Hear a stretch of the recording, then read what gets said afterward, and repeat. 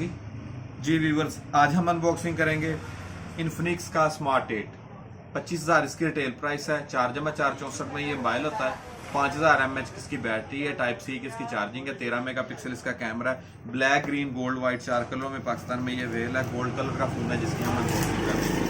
Master mobile zone गल काले road डारावाला में हमारी शॉप है। तमाम कंपनीज के मोबाइल होलसेल रेट पे हमारे पास दस्तियाब होते हैं। ये हमारा फोन अनबॉक्स हो गया। एक कैमरा, दूसरा कैमरा टॉर्च लाइट है। टाइप सी की इसकी चार्जिंग है। रिंगर है, माइक है, हैंड फ्री पोर्ट है। साइड पे इसका पावर बटन और फिंगरप्रिंट है। अब हम देखेंगे बॉक्स के अंदर कंपनी कौन कौन सी चीज साथ दे रही है। बॉक्स के अंदर कंपनी इन्फिनिक्स का ओरिजिनल फास्ट चार्जर दे रही है। टाइप सी की ओरिजिनल डाटा केबल दे रही है।